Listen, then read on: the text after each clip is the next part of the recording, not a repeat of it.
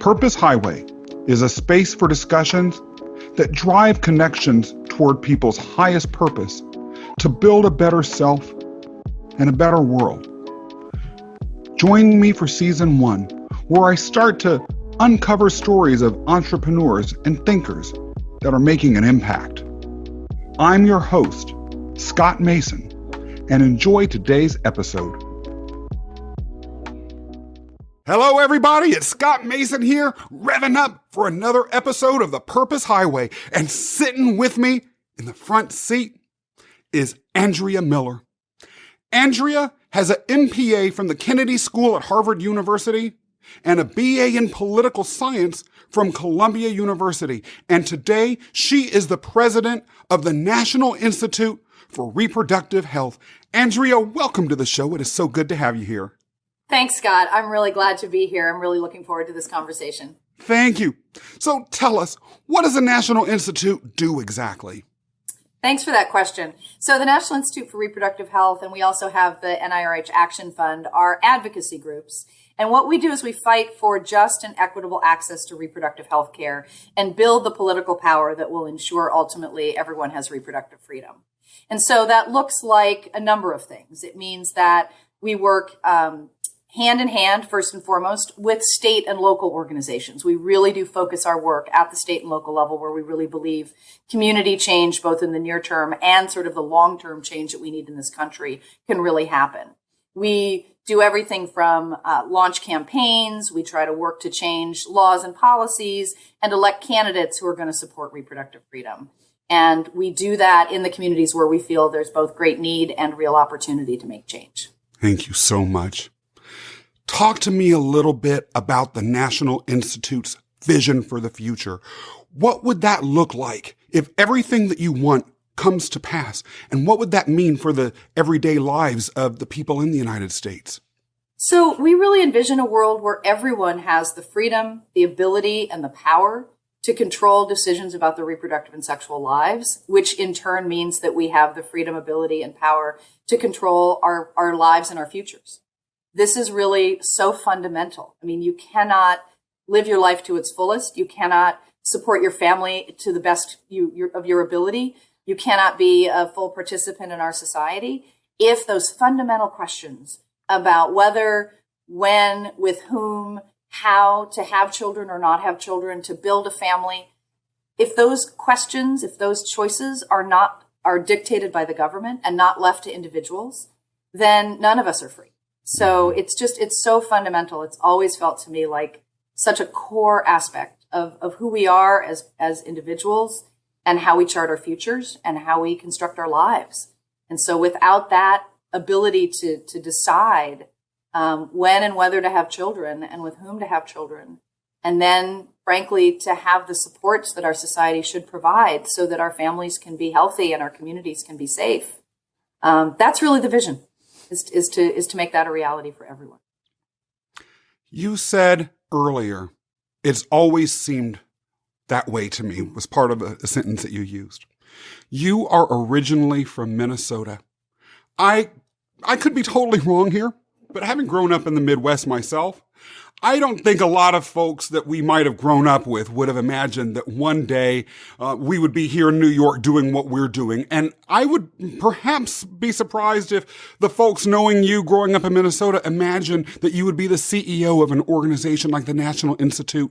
But am I right about that? And if so, what was that journey like? Well, I'm really glad, first of all, to shout out to the Midwestern roots. I actually grew up, I was born in Minneapolis, and I spent junior high and high school there, but then I spent the in-between times all over the Midwest, upper Midwest and the West, in a lot of small towns and small cities like, Laramie, Wyoming, for example. And I think, you said it, people might be surprised. I actually think a lot of people that knew me from a very early age would be not at all surprised that I've sort of made rabble-rousing and social change and justice and freedom my life's work. I think that's because I always was kind of that kid who, and I had a family. I mean, my parents had, very progressive viewpoints and were always caring about their community, wherever we lived, even though we moved frequently when I was very young. And so I think people would say, yeah, that makes sense to me. Mm-hmm. Makes sense to me because of the values, because of the fact that there was always something I felt like needed to be fixed and I needed to help out with. And so I think that wouldn't come as a surprise. I'll also say that my life and my family, and particularly thinking about why I felt this as being such a powerful and critical issue and so central to our lives and our futures is, and I'll just say my mother, bless her, she's wonderful about having me share some of her story because her story is also my story. But the short version is that she was a single parent before abortion was legal. She had me when she was in college studying music. And so for the first couple of years of my life, it was just the two of us, and we were very, very poor. And I don't have real memories of that, but it was very early on in my life that I knew that, food stamps and AFDC and WIC and all of those things are probably what made us survive. And when my mother married when I was 3 to a wonderful man who was, again, very political and very progressive, and they had together 2 children, my 2 younger sisters, and then they divorced. And so my mother's trajectory, my mother's life was so informed and influenced, and therefore our lives and my sister's lives were so influenced by the implications of my mother deciding to have children and being poor and not being able to pursue a career as a cellist. My mother's a brilliant, beautiful cellist and continued to do that on the side when she could. But just knowing that having children and being poor and not having that kind of societal support to be able to raise your children and to pursue your dreams and to be able to contribute in the meaningful ways that each of us brings to our society. So for me, it was just very clear so early on that it shouldn't be this hard. People should be able to live and love and have families and to have the supports that they need to do that and to be able to pursue their dreams and be able to contribute in all the ways that they can. It's interesting hearing all of this because what I'm hearing, and I would love to be corrected if you disagree with me here, is that there is a whole host of issues that were impacting your mother's ability to truly maximize her potential in the world and to live the life that she wanted to, and that the gifts that she was given by whatever force or power that the universe has to be able to be actualized in the world. And yet, and I also hear that you were kind of a bit of a pot stirrer when you were a little girl. Yes, that's absolutely true. Absolutely true. Oh, and by the way, was it fun being a little girl pot stirrer? Absolutely. I mean, it was. And I also think, look, I was usually the new kid in town. I mean, we moved every year, every other year. So, I think that was part of how I sort of got engaged was like, I would find the people who needed help, the things that were a problem. And that was a part of how I just, was able to be a part of a new community. Yeah. Yeah. With the whole host of issues, though, that your mother was facing and that impacted your childhood and your early life, at the end of the day, as you've walked down your life path, you focused on this one. Why this one? I think, again, because it feels so fundamental. Whether or not we are able to control our reproductive destinies is so core to whether we can control our futures and how our families are going to be and what the experience in our community is going to be. It's all, to me, such a fundamental core piece. I mean, you're right. There's so many issues, and there's so many issues, frankly, that relate to being able to have the freedom to make decisions about our reproductive lives. I mean, whether it's the process of deciding to have children once you've had children. I mean, there's so many issues that we could be working on, but there's sort of a linchpin of having the right and the ability to exercise that right and to have the freedom and the control of our own bodies and our own futures. That feels so fundamental to me. And everything else is also equally important, but this just has spoken to me from very, very early on. As I talked to a few people about this episode, the response that I got in some cases was extreme enthusiasm. In other cases, it was basically, Scott, you're doing something very bold. You have to know that by focusing on this particular issue, you are stepping into, and you've been living a life during your time in this space, in area that is a particular emotional landmine, and a political landmine too. How have you adapted to that? And how have you dealt with the feedback that you might have gotten around the choices that you've made? I mean, I think, look, I believe that ultimately this all comes down to individuals being able to make these decisions for themselves. And I would hope that people could agree that it's not up to someone else to make those determinations, because you don't have to walk in that person's shoes. You don't have to live that person's life.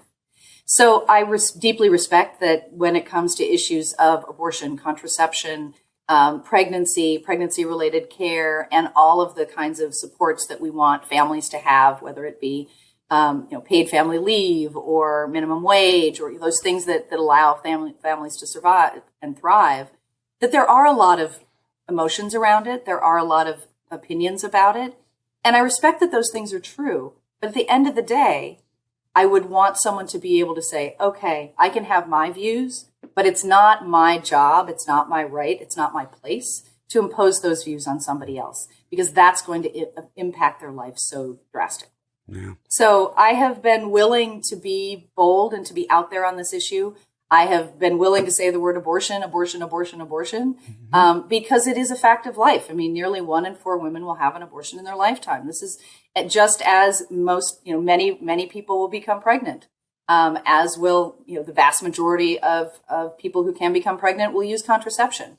The reality, the vast majority. I mean, these things are unfortunately highly politicized, but at the end of the day, they're about our lives and who we are.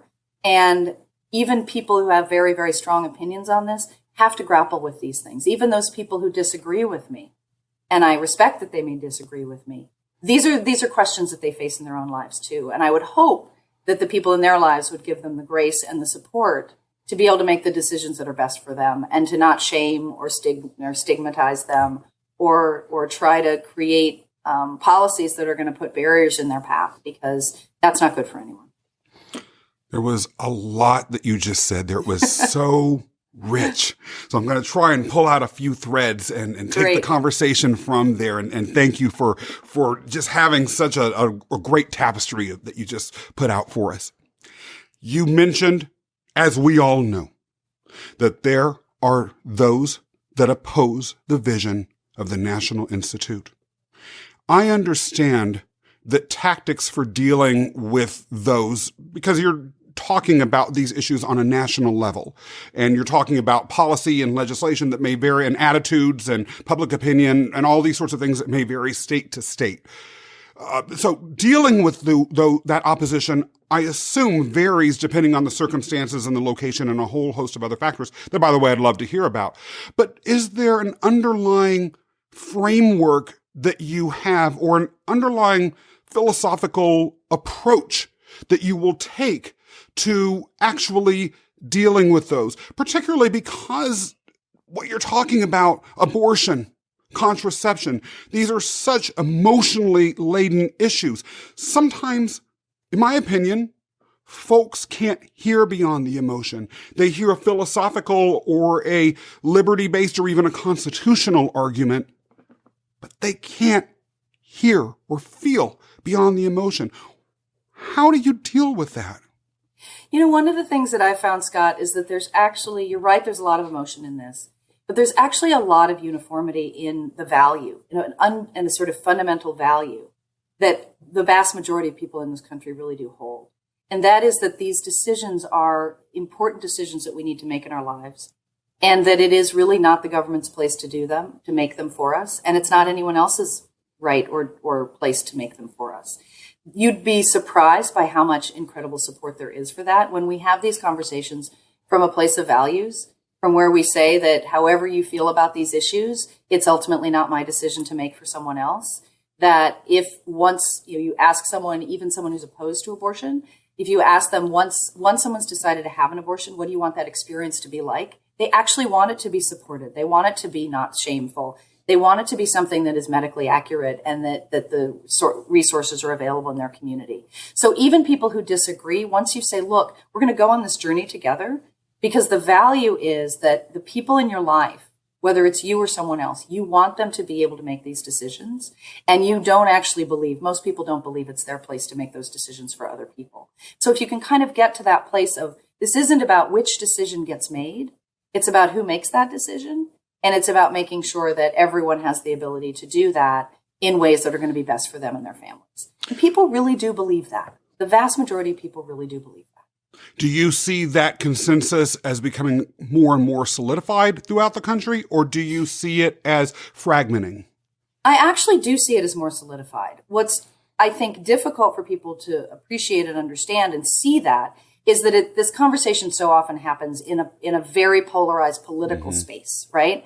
And we actually have a political system that has created a difficult way, a difficult path in being able to articulate this. So a great example is when you think about the number of states that are hostile toward reproductive freedom and particularly hostile toward abortion, the majority, about 3 in 5, are more hostile, as opposed to a minority around 20 that are more supportive, right? That isn't because the people in those states agree with those hostile policies.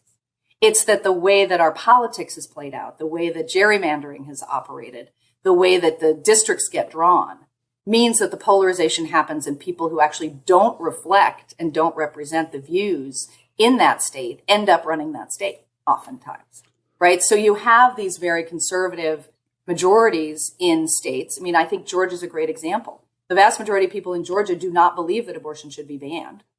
And yet Georgia is attempting to ban abortion, right? So I think that what this tells us is that, yes, there are differences by state, and yes, there are differences across the board, but this isn't actually as controversial. I know that's going to sound heretical. I think I think it's a mistake to buy into the idea that this is somehow a highly polarized, deeply divided question. It is true that there is a small minority, a very small minority, that wishes that people didn't have the ability to make these decisions, that wants to outlaw abortion, that doesn't support things like raising the minimum wage and paid family leave and all the things that would actually allow people who have children to be able to support those families, right? That's a very, very small minority. Unfortunately, they have outsized political power. So part of our job as citizens is to change that too.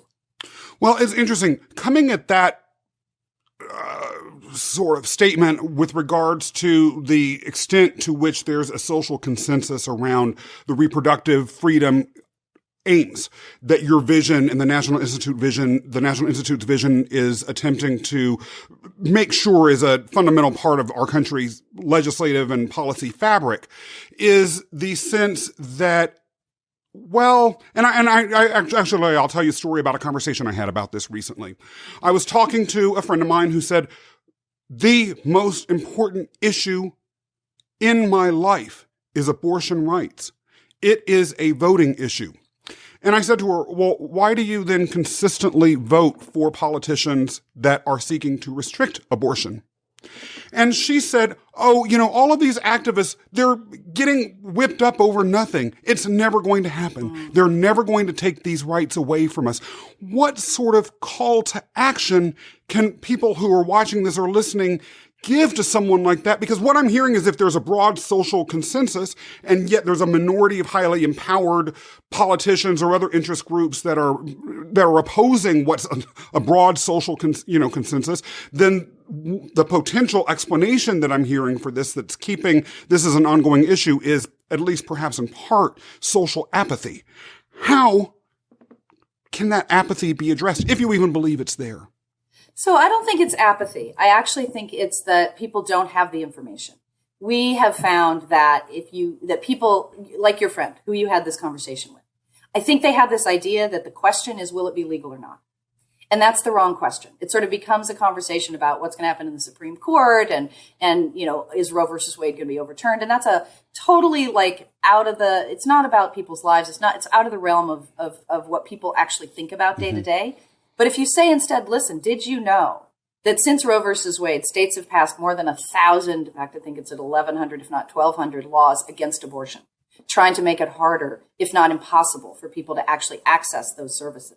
That's a different conversation, right? That's where your friend can be like, it's not about whether it's going to be legal or not. It's about whether you can actually access this care. The fact is that for many, many women right now, particularly when you think about Black, Indigenous, and other people of color, when you think about low-income women, when you think about communities that that were even before COVID, that were being decimated in terms of lack of access to care and poverty and lack of options. The reality is that that's been even made more difficult over the last year with the pandemic. That there are many for whom the ability to make reproductive decisions, including accessing abortion, is already virtually impossible, if not totally out of reach. And that's been the point of this. The point of this has been for our opposition to pass as many laws as possible to make it as difficult as possible. But to keep that but we're not going to step so far over the line. The truth is the line of of legality or not, your friend's point, it's never going to be taken away. It's already been taken away for far too many people in this country. Because if you are living in a place like South Dakota and you decide you want to have an abortion, you may not be able to have one because there may not be services available at all. There's one clinic that has gone back and forth on whether they're able to even provide services, right? But even if that facility were there, you have a mandatory delay. You have no coverage under private insurance. You have no coverage under insurance if you are covered through, if you're eligible for government covered insurance like Medicaid, if you're eligible for that. You have multiple days of delay. You may have to travel multiple times, not for medical reasons, but for pure political reasons, just to put more barriers in place. If you're under 18, you are forced to get your parents' consent or go to a judge. Think about all of those barriers, all of those obstacles. And South Dakota, I don't want to pick on South Dakota. I love South Dakota. My dad was born and raised in South Dakota.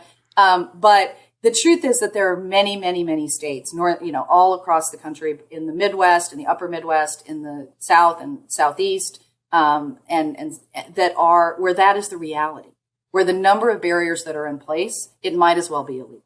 So the question shouldn't be, what's the Supreme Court going to do? That's an important question. That is a critical question, but that should not be the deciding question, right? The deciding question should be, am I going to be involved? Am I going to find out what's possible in my state or in my city to advance this? Because either people in my own community are already suffering, or people who are maybe coming to my community to be able to access care because they can't get it elsewhere. And that's really the question we should be asking ourselves. Imagine you are one of the people who are listening to this show or watching it. You work hard. You're tired at the end of the day. You're overwhelmed with information. Right. I mean, I don't think either of us would deny that the news media bombards us with a lot of very emotionally triggering content that Absolutely. Can suck and sap the life out of us if we focus on it too much. But you're hearing or watching this and you're saying, oh my gosh, this actually really is an important issue. I want to become more aware of it, but I don't even know where to begin. How do I track this? And how do I begin to know whether my state has either A, walked down the path further than I'm comfortable with, or B, I'm just assuming that where I live, Roe versus Wade hasn't been overturned, so everything's okay. Where do I even go to begin to figure out whether my political atmosphere the state that I'm in is tiptoeing in a direction that I'm scared about? Right. It's a great question. Let me first say that I don't think you have to, it's very important, and I will share with your viewers and listeners, some of the places they can go to find out that information, including by signing up for our newsletter and our alerts at NIRH.org, NIRHealth.org. But let me just say that the truth is that if you have a very principled place that you come from on this issue, and you believe strongly in it, you can and should feel confident to reach out to your elected officials, especially the ones at the state and local level who have so much power over access to these services, and just tell them, I believe it's important for you to stand up for reproductive freedom. I want to know what you are doing to enhance just and equitable access to the full range of reproductive health care services. That's what I'm asking of you as a constituent. That is a perfectly legitimate and I would hope a fairly easy bar. You don't have to know all of the details. You really don't. What you do need to know, which I think most people do, is what you believe in your heart and what you think you want for your community. And that's something that absolutely everyone can do and should feel empowered to do. And I think part of the challenge is that we do expect of ourselves almost too much, right? That as though, Scott, you went exactly to that place of like, I need to know all the things. I understand that. I mean, but it's my job to know those things, right? And it's my job to be able to say to people, here are the places you can go. You can find out from us at nirhealth.org. You can go to organizations like the Guttmacher Institute that track very carefully all the legislation, and you can click on your state and find out what's there. There are places that you can go for that information. But I think the most important thing to say is if you believe that the people in your state, in your city, in your community deserve to have fair, equitable, and just access to the full range of reproductive health care services, and you believe that it's your elected officials' duty to help make that a reality, you can convey that. That is powerful. And when they hear from constituents, especially at the state and local level, that's another thing I think we don't do enough of. And it's a place where we can be more empowered. Yes. I mean, the people who are elected to local office and to state office, these are people that you may be soon, hopefully more often, coming across in the park, at the grocery store, at the local school. Your kids may go to school with their kids. These are people that are in your lives and you have access to. I think when we think about this issue as a Supreme Court issue, that feels totally impossible. Like, I can't elect the Supreme Court. I can elect presidents who appoint the Supreme Court. That feels pretty attenuated, doesn't it? If we're talking about it in terms of Congress, I think, Congress is thankfully moving in positive directions and doing some things I'm thrilled about the COVID package that was passed last week, in part because it has this extraordinary impact it could make on child poverty, which again is one of those issues that is so connected to the work that we do and so important for families. But I think that people get caught up in thinking that we have to be able to access the halls of power like Congress, and that's our only entree point. When in fact, local government, state government, that's where you can really make an impact. And in terms of your vote, I mean, there are a lot of local races, a lot of state races that are decided on 1 or 2 or 3 or 13 votes. That gives you enormous power. It really does. And I think we need to take that back. One of the reasons I was hell-bent on getting you to be on this show, and why I'm so grateful that you agreed, was a statement on your website, a single statement. Okay. This one. At the national level, we go where others don't. Bam! What does that mean? What that means, Scott, is what that has meant for us is a few things. First of all, it's been to be really unapologetic. And I want to say that others are coming along to that too. So I'm grateful that we are not alone in this, in going where others maybe haven't always gone. But I think it has been to be willing very early on as an organization to embrace and have a positive message about abortion, not to be shamed about it or reinforce the stigma or to make it a terrible, terrible thing. To say, look, when someone's decided this is what they need, this is what they need. And that's what we need to respect. We also really focused on paying attention to what's happening at the state and local level. And again, I am thrilled to see that other organizations in our movement, that media are paying more attention. I really am excited to see that change and that shift and that understanding, because part of wanting to go where others don't is because you want others to come with you, and that there are others who are already there but may not have been supported to the degree that they needed to be. And so part of our work is to partner with state and local organizations so that they're able to really carry this work forward and make the change in their communities that they are uniquely positioned to do. I'm going to personalize this a little bit, because I think that so much of what you said was so powerful, and it really spoke to me in my chest, and I think it probably spoke to a lot of folks too. When you said going where others don't, you hope that others come along with you. Have you ever felt fear leading this organization into a place that others will not go? And if so, how have you dealt with that? It's a great question. And I think I'm pausing because I'm trying to think. I guess maybe I haven't felt fearful. I would probably be able to tell you if I felt fearful. I think I've been very fortunate I feel very privileged to be able to do this work and to say that I haven't felt direct fear the way that so many of my colleagues and certainly the people who provide the care, who are abortion providers all across this country, they experience that every day. So I feel very fortunate that I have not had that personal fear. And I think part of that is the type of work we do. It doesn't put us in the same sort of out front way that some others are. But I think it's also because I've felt always that I've had incredible colleagues and allies by my side and by our organization side. This isn't all about me and it isn't just about our organization. At the heart of what we do is that we work in partnership and we believe deeply in those partnerships and in that work together, that we are stronger together and that we learn together and that we grow together. So I'm actually glad you raised that question because I think we should probably look at that language on our website and say, what do we mean by that? Because I think it may be that we are evolving and we are trying to support everyone going where we all need to go. Well, one of the other things that I really enjoyed about your website goes as to the last part of that answer, which was the concept of partnership.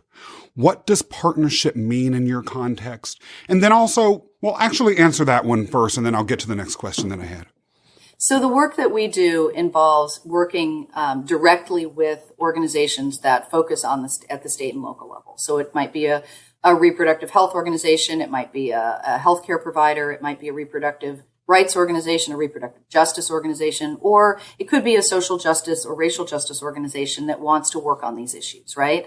So it's looking for those organizations who we have a shared goal, right? We have a common commitment to ensuring that there are laws that expand just and equitable access, to making sure that we're electing representatives at the state and local level who will advance reproductive freedom.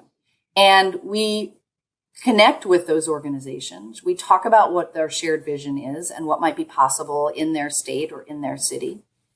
We bring resources, financial resources. We think that's really important as a national organization. That's been a core commitment of ours. And we also bring a whole host of strategic support that we can do, knowing that we can do economies of scale as a national organization, that we can have a national landscape analysis and we can think about what we learned in one state or what we saw in another city that might be applicable or might be a way to change that. So we bring, we've got policy experts on staff who can do everything from writing a bill to writing testimony to helping you game out, how might this go through the legislature or through the city council? What might the pitfalls be? What do you need to think through? We have communications gurus who can help think through the messaging and the communication strategies and making sure that it's clear what you're trying to do and why you're trying to do it and how people can really get engaged around it. People who can help think through a campaign strategy. So we really try in partnership to say, what's needed in this community? Do we have a shared goal? Do we have a shared commitment? And then how do we work together to get that done? On your website, you specifically align the National Institute with organizations and causes that are related to the advocacy of racial and other minority group rights. What would you say to those who don't understand what that has to do with the National Institute? I'm really glad you asked that question because I think a really critical component of who we are and what we do is that our approach to our advocacy, to our policy work, to our politics really strives to center the people who are most impacted by the barriers to care. Those who have been historically underserved, those who have been often underrepresented, those for whom the impact of the lack of access, of the lack of the control over their own decision making that have had the greatest impact. And that is where we have to talk about the history of racism, of white supremacy in this country, of the ways in which Black women, in particular Black communities, Indigenous communities, other people of color, and as well as low-income people, and certainly people who are immigrants, who are whatever their status might be. Those are the people who are the most impacted. All of us are affected, but those who are most impacted are those for whom racism has structured their lives. And that is why it is so essential for our organization to say part of our job is to make sure that when we do this work, we are centering those who are most impacted. And our partnerships are often geared toward making sure that we are partnering with those organizations and making sure that we really honor their lived experience and that they are the experts in their lives. And that needs to be front and center.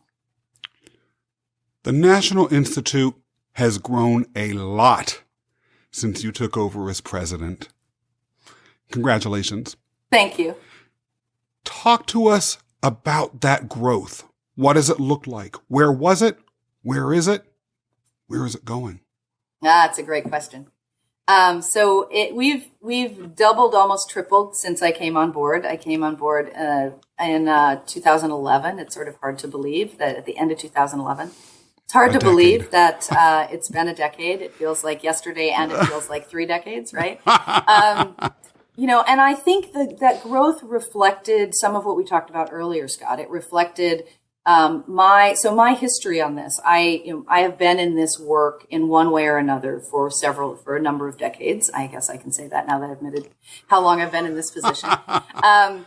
And I started out actually at the national level. I started out at the ACLU, or at the Reproductive Freedom Project. I was actually a legal secretary. That was my first job out of college. Amazing. I then started doing work, actually state level advocacy work, supporting ACLU affiliates, and then helped found an organization now called the Center for Reproductive Rights, which really is one of the key legal arms in this movement. And again, a lot of my work there was around communications. You can kind of see a through line here, right? Yeah. And I then ran a consulting firm that did communications and public affairs around a whole host of these issues. And then I went to the Kennedy School, as you mentioned. And I had a couple of epiphanies at the Kennedy School that relate to how the National Institute has grown. The first is that I thought I might look at other issue sets that I'm passionate about and see if there might be a time to pivot in my life. I found myself continuing to come back to this as really core. The other is that I realized I really wanted to move out of working just at the national level, even though the national level work that I was doing was about what was happening in a lot of the states. It's different, right? If you are sort of sitting up here and you're doing the work in the states from there. And so I decided to run, I became the executive director at the time of NARAL Pro-Choice Massachusetts. And so I spent almost 4 years there really getting in it, in the state stuff, in the local stuff. And so when the opportunity to come to the National Institute came along, for me, it was really looking at it and saying, this is an organization that could bring together so many of those strands. And again, this isn't all about me, because it's never, this is, being a leader is not about you. It's about what's the vision, how are people a part of that vision? But for me, it had the building blocks of being able to really look at what could be a value add to advancing these issues at the state and local level, having worked at the state and local level, having a staff and a team that understands that the national level, the state level, the local level, that understands and can advance communications, that can do all of those pieces that were so much sort of my home, right, in terms of my experience. And so a lot of that growth was about saying, we need to pay attention to what happens at the local level. You can do a huge amount at the local level. People forget how powerful it is that the local level really is a place that you can make change. You might have, a great example is some of the states that you look at now that are so hostile to abortion, for example. Take an Ohio, for example, or even Georgia. The state legislature has been terrible, but there are incredible things that you could do at the local level. Columbus passed an ordinance. We worked with our partners to get an ordinance passed to protect access to the clinics there, right? So there's in Atlanta, they've just created a reproductive justice commission that's going to look at what's needed in Atlanta to advance reproductive justice. So there's a lot you can do at the local level that we're not always taking advantage of. And so that was an area that we knew we wanted to grow. And building in then a state level component, knowing that the states really, really matter at the end of the day, under our current system and probably for the foreseeable future, what happens at the state level is what's going to significantly dictate access to reproductive health care, including abortion. But not just abortion, because that's the other thing. States and cities can innovate in really incredible ways. And so all of that was what we sort of baked into the trajectory of the National Institute, building up this partnership model, thinking about what it would mean to be a national organization that works hand in glove with organizations that work at the state and local level. And let me be clear, we've talked about a lot of values. You've talked about the issues around racial justice and addressing racism. The fact is, I am a white woman who lives in New York right now, upstate New York, who lives in New York, who's on a coast, who grew up all over the middle of the country. So I have some sensibilities there, but that brings a certain perspective, and it requires us to be humble in our approach and to really understand that we don't have all the answers. So it's sort of trying to figure out, how do you grow an organization that has expertise, that can bring value, that can bring resources, but that really at the end of the day says the people who are the experts in their lives need to be leading this. And we're not going to come in and tell you what to do. We're going to come in and say, here's some ideas, here's some resources, let's co-create together. And I think that was really, it's kind of a complicated model, right? It's not this, I can't go out there and say, we always go in and do this, and this, right? Yep. It's a more fluid, it has to have like an innovative and a constantly sort of evolving and learning posture. But I think that is part of what was so enticing to people to want to be a part of the team and to want to work with us and to our growth. Yeah. And so for the future, what I see is very much a deepening of that, understanding what does it mean to partner? How can we really build in the anti-racist work that we need to across all of our work, because that is so central. I think anyone who wants to make change in this country has to do that work. That's both what we do inside the organization and what we do in how we work and how we show up. So I think our future is about looking for how we can be even more authentic in those relationships, how we can find those places where change can happen, and we can do that in a way that advances everyone and doesn't just advance us as an organization. Because at the end of the day, I'm not interested in an organization for the sake of an organization. I'm interested in helping make change and doing that in a collaborative way that enhances everyone. And not just because we've gotten good policies passed, but because the experience is an experience that means people are in a better place for it.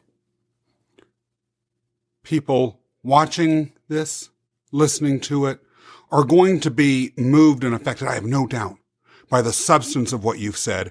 But this last piece that you talked about, I want to personalize just a little bit because it may impact people on a level that they might not have expected when they first started listening. And that is when you were talking about some of your ideas about what leadership means. You were incorporating things into the last piece that you just spoke about related to authenticity, about servant leadership, about it not being about you.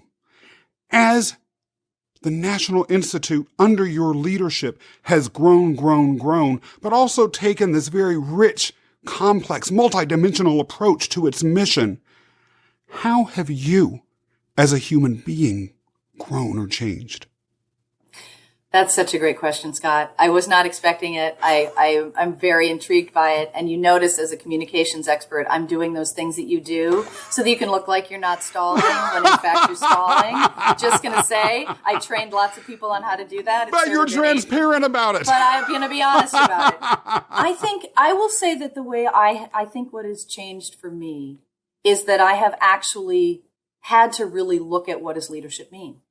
And have had to ask myself the hard questions about what does it mean to lead in an authentic way, and to recognize that I was raised on models of leadership that are not always healthy.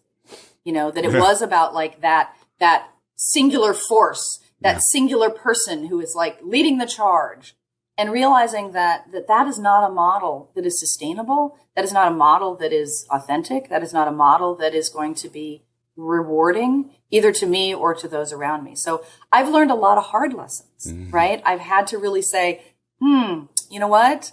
This can't be and isn't about me. The leadership is about how do you engage people in a collective endeavor?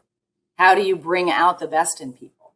And I've made mistakes, and I've had to say I've made mistakes, and I continue to learn from those mistakes because I think to me, that's the most important thing about authentic leadership is to be able to say, I make mistakes. I'm going to make mistakes. I want to learn from those mistakes. And I want to learn from those around me because I don't have all the answers. Yeah. And when you're in a leadership position like the one you're in, you're so visible and you're so conscious of that, I would imagine, that it is all the harder to have that sort of candor. And so I have to say that I respect the fact that you would even throw that out there. Many leaders would be afraid to do that. Well, I mean, sometimes I wish I had all the answers. Don't get me wrong. It would be nice to have all the answers, but I don't. And that's an unreasonable expectation. And if I do think I have all the answers, the fact is I'm probably missing something pretty major. And so I need to take a pause and learn from others. And that has been an evolution, I think, in my leadership. And it's not one that is done. It is one that, I feel like my job is to be in service. And that includes to be in service to my organization, to our mission, to my team. And I hope I can do them proud, and I hope I can always strive to do better by them. How can people find out more about the National Institute? And if there's some way that they can help what you're doing, what can that thing or what can those things be? So you can find out more about us by going on our websites. We have one for the National Institute for Reproductive Health, which is www.nirhealth.org. We're also on Twitter at NIR Health. And we are also on, we have the National Institute for Reproductive Health Action Fund, which is www.NIRH and that is also on Twitter at NIRH Action, right? There's a theme here. So please follow us, go on our website, sign up for our alerts. Mm-hmm. I promise you, we are not an organization that sends you a constant barrage of emails. We're fairly judicious in our email traffic. There is a national sigh of relief having just heard that. Knowing that we all have so much that comes into our inboxes. And in terms, and one of the things that we will include in that you'll see on our Twitter feed, that you'll see in our emails, are oftentimes will be actions that you can take. So I encourage people mm-hmm. to take those actions. And I would also say, obviously we are grateful for the support that we get financially from people. So if anyone were moved to support our work, that would be wonderful. And know that work that support goes not only to what we do, but to the work that we do in partnership. Because that is such a core part of what we do and who we are. Andrea, it has been spectacular taking this ride with you down the Purpose Highway today. Thank you so much for being our guest. Thank you, Scott. It was wonderful to be here. I can't believe how fast this went. It was a snap, right? I had a blast. For those of you who are listening or watching, make sure that you subscribe or leave a review if you like the episode. And until next time, we are glad you tuned in. Thank you for listening to today's episode. Join our community today at purposehighway.com and subscribe to get notified when new episodes go live. Scott Mason, checking out.